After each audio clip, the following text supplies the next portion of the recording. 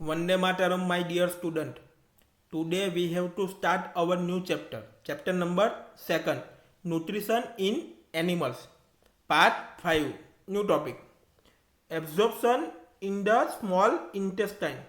छोटी आंत के अंदर एब्जॉर्प्शन कैसे होता है वो हमें देखना है. The digested food can now pass into the blood vessels in the wall of the intestine. This process is called absorption. तो एब्जॉर्प्शन प्रोसेस किसको बोलते हैं कि जो भी डाइजेस्ट किया हुआ फूड होता है, जो भी पाचन किया हुआ फूड होता है, वो इंटेस्टाइन की जो वॉल होती है, दीवार होती है, उनके तो उसको कहाँ पास होता है? ब्लड वेसल के पास, वहाँ पास होता है. तो इन पूरी प्रोसेस को क्या बोलते हैं? एब्जॉर्प्शन प्रोसेस बोलते हैं. तो एब्जॉर्प्शन का मीनिंग क्या होता है? अवशोषण और शोषण उसको कहा जाता है. The inner wall of the small intestine have thousands of finger-like outgrowths. These are called villi. तो विली किसको बोलते हैं कि जो भी स्मॉल इंटेस्टाइन की छोटी आंत की अंदर की जो दीवार होती है उसके साथ फिंगर लाइज ग्राउट 1000 जैसा होता है, स्ट्रक्चर जैसा होता है, 1000 ऑफ द फिंगर लाइज जैसा आउटग्रोथ होता है, तो उसको क्या बोलते हैं? विली बोलते हैं. Can you guess what the role of villi could be in the intestine?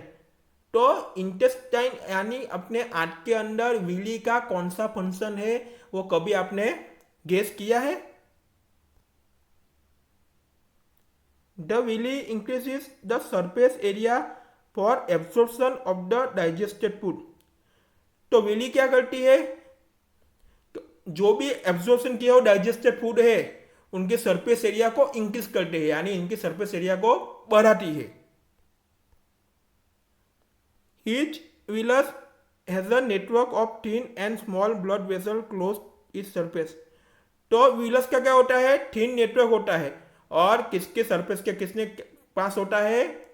Small blood vessel के क्लोज टू सरफेस, एकदम नजदीक होता है, एकदम ब्लड वेसल के क्लोज होता है.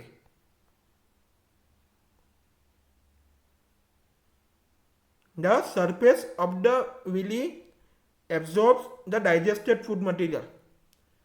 तो विली क्या करती है? जो भी डाइजेस्टेड फूड मटेरियल होता है उनकी सरफेस को क्या करती है? एब्जॉर्ब कर लेते हैं, यानी उसको शोषण कर लेते हैं, अवशोषण कर लेते हैं. The absorbed substance are transported via the blood vessel to the different organs of the body. तो क्या होता है? जो भी एब्जॉर्ब किया हुआ सब्सटेंस होते हैं, जो भी पाचन के वो पदार्थ होता है, वो किसके ट्रांसपोर्ट वाया टू होता है? ब्लड वेसल्स के थ्रू ट्रांसपोर्ट होते हैं.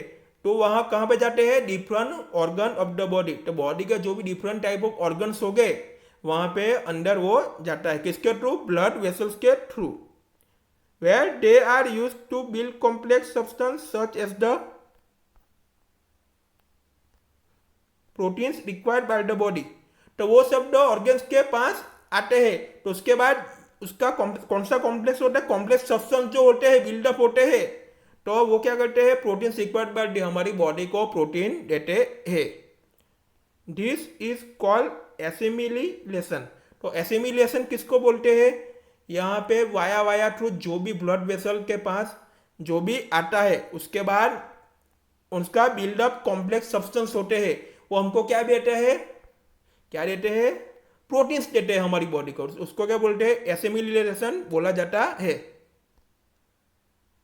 इन the cells glucose break down with the help of oxygen. किसके थ्रू ब्रेक डाउन होता है ग्लूकोज? ऑक्सीजन के through. Into the carbon dioxide and water. तो वहां पे क्या प्राप्त होता है? कार्बन डाइऑक्साइड एंड वाटर हमको मिल जाता है. And energy is release. Energy को रिलीज कर देते हैं. The food that remain undigest and unabsorb enters into the large intestine. जो भी रिमेनिंग फूड होता है वो अनडाइजेस्ट होता है, यानी पाचन किया हुआ नहीं होता है, अनएब्सॉर्ब होता है, यानी उसका शोषण पूरी तरीके से नहीं हुआ होता है. वो कहाँ एंटर होता है? लार्ज इंटेस्टाइन, यानी बड़ी आंत, जो बड़ी आंत होती है वहां पे वो एंटर होता है. न्यू टॉपिक, लार्ज इंटेस्टाइन यानी बड़ी आंत. The large intestine is wider and shorter than small intestine. Large intestine small intestine wider तो है, पर क्या है वह छोटा है। तो पता है ना, स्मॉल इंटेस्टाइन बड़ा है वो तो। It is about 1.5 metre in length. तो लार्ज इंटेस्टाइन की लेंथ कितनी है? 1.5 metre. It function is the absorb water and some salt from the undigested food material. तो उनका फंक्शन क्या है? वाटर को क्या करता है? एब्जॉर्ब कर लेता है, एंड जो भी अनडाइजेस्ट मटेरियल जो फूड होता है उनको भी क्या कर लेता है? एब्जॉर्ब कर लेते हैं। यानी जो भी सॉल्ट वाला जो अनडाइजेस्ट फूड मटेरियल होता है उनको भी क्या कर लेता है? एब्जॉर्ब कर लेते हैं। तो उनके लार्ज इंटेस्टाइन का वो फंक्शन है।